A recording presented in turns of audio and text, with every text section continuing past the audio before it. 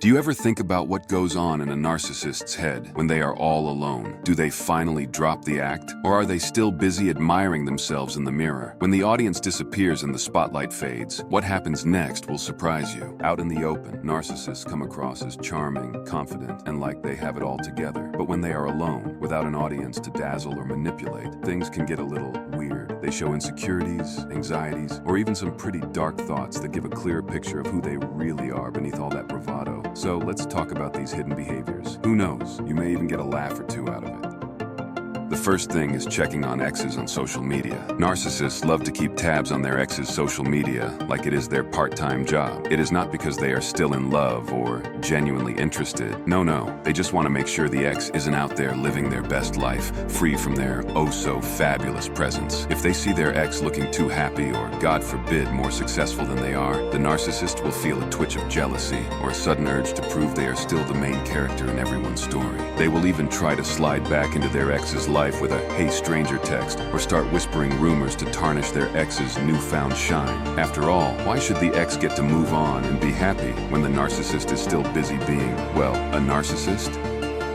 The second thing they do when alone is talking to anyone available. Narcissists have an endless hunger for attention, and when they are alone, they will talk to anyone with a pulse, be it an old friend, a family member, or even the poor cashier at the grocery store who made the mistake of asking, "How is your day going?" This isn't because they are friendly. They just need an audience to perform for. In their mind, every conversation is a stage, and they are the star. They love steering the chat towards topics that make them look like the hero or the victim, sometimes both at once. They will brag about their accomplishments or complain about how the world just doesn't appreciate their greatness. By the end of the conversation, the unsuspecting listener will find themselves nodding sympathetically or just desperately looking for an exit. For a narcissist, it is not a conversation. It is a one-man show with an unwilling audience. Next up is seeking new targets. When a narcissist finds themselves alone with nothing but time, they go on a little hunting expedition. Not for animals, but for people. New friends, potential lovers, co-workers who look a bit too trusting. These are all fresh meat to a narcissist. They see people as walking ATMs of attention, admiration, and validation, ready to be exploited for all they are worth. They will scroll through social media or scan the room, sizing up potential targets like a kid in a candy store. Who looks vulnerable today?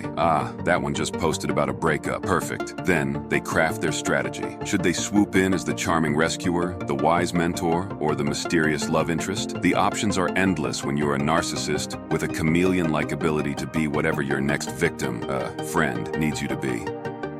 Moving on, the next thing they do is focus on new obsessions. For narcissists, getting obsessed with something new is like finding a shiny toy in an otherwise dull life. It could be a new hobby, like mastering underwater basket weaving, or a new person to impress and control. When they are alone, they dive into this obsession headfirst, reading every article, watching every YouTube tutorial, or scrolling through every Instagram post that feeds their new fixation. They fantasize about their future triumphs, winning awards, being admired, or finally getting that one person to say, "Wow, you are amazing." This obsessive behavior gives them a temporary high, a feeling of purpose that makes them forget just for a moment how empty they are inside. But like a kid with a new toy, the novelty wears off quickly. As soon as they stop getting the attention or praise they crave, they drop it faster than a hot potato and start looking for the next big thing to fill their endless void. Next, picking fights online. Narcissists love picking fights online. Why get into a messy, real-life confrontation when you can hide behind a keyboard and throw verbal punches from the safety of your own home? They jump into heated debates on social media or forums, ready to argue with anyone who dares to have a different opinion. It gives them a rush, a sense of power, as they try to outsmart or belittle others. And let's face it, every like or comment on their latest takedown is like a little shot of dopamine. Plus, there is zero risk of someone throwing a punch back at them, at least not a real one. They get a twisted pleasure out of provoking people and seeing every angry reply as proof of their ability to push people's buttons. It is a game, really. A dark, petty, and slightly sad game. But hey, everyone needs a hobby, right?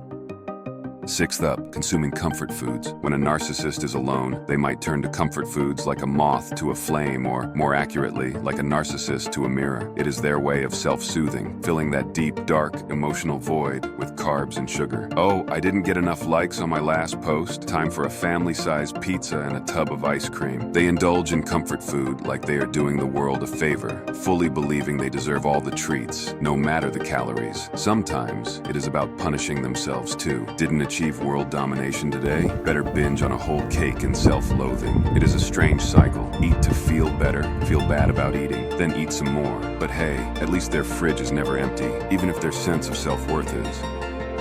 The next thing is wallowing in self-pity. When a narcissist is alone, they love to throw themselves a little pity party, complete with an endless playlist of sad songs and a mental highlight reel of every injustice they have ever faced. They see themselves as tragic heroes, misunderstood geniuses, or martyrs in a world that just doesn't get how truly amazing they are. This whole wallowing routine is less about feeling sorry for themselves and more about avoiding any responsibility for their own problems. It is not me, it is everyone else, is the mantra here. They even rehearse little speeches in their heads, imagining how they would explain to others or themselves why they are the victim in every scenario. It gives them a weird kind of comfort, reinforcing their belief that the world is out to get them, which totally justifies any nasty thing they do next. Who could blame them, right? After all, they are just misunderstood suffering saints.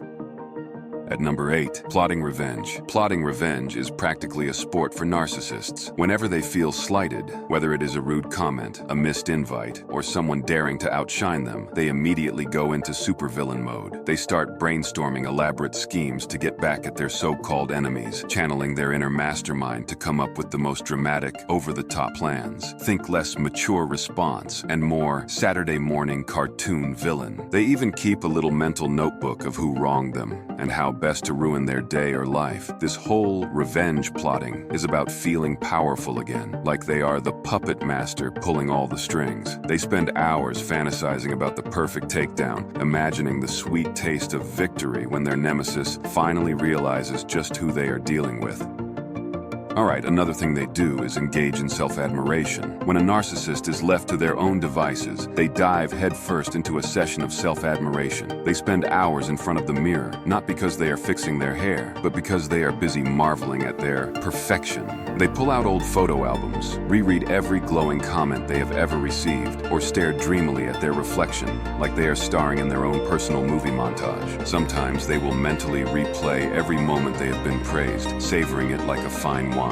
This is their go-to method for pumping up their fragile self-esteem. It is like a private pep rally, where they are the star, coach, and audience all rolled into one. And if they ever feel their ego deflating, time to crank up the self-love to 11. Next, fantasizing about power. In their minds, they are the big boss, calling the shots while everyone else bows to their will. They imagine themselves as the ultimate authority figure, the kind who makes CEOs and world leaders quake in their boots. Whether it is becoming the next tech mogul, the most influential celebrity, or just the person everyone listens to at the dinner table, these fantasies are like blockbuster movies playing on a loop in their heads. But underneath all these grand fantasies lurks a nagging fear, the fear of being insignificant, of not mattering at all. And that is why they fantasize so hard, to drown out the little voice whispering that maybe, just maybe, they are not as important as they think.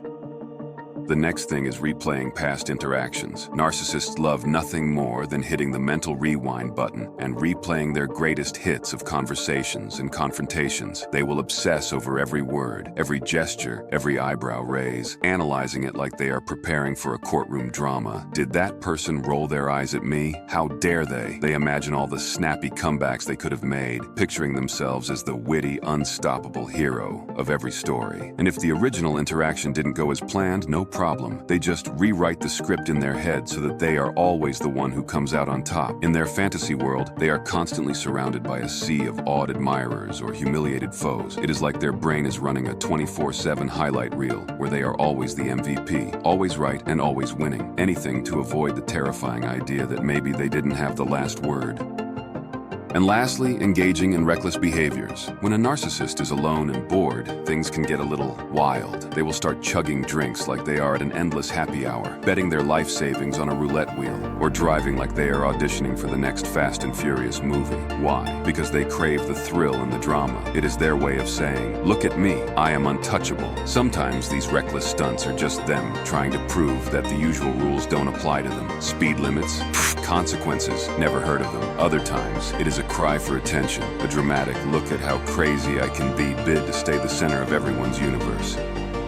Each of these behaviors reflects the complex psychological landscape of a narcissist. While they seem like a mix of benign habits or extreme actions, they all serve the narcissist's primary needs: to maintain a sense of control, to receive validation, and to assert their superiority over others. Whether they are acting out to impress, provoke, or just fill a void, one thing is for sure: life with a narcissist is never dull, but it is a little too exciting for comfort. If you found this video valuable, don't forget to leave a like. If you're interested in more videos like this one, hit the subscribe and notification bell to always be the first to know when a new video is up. And as always, I'll catch you in the next one.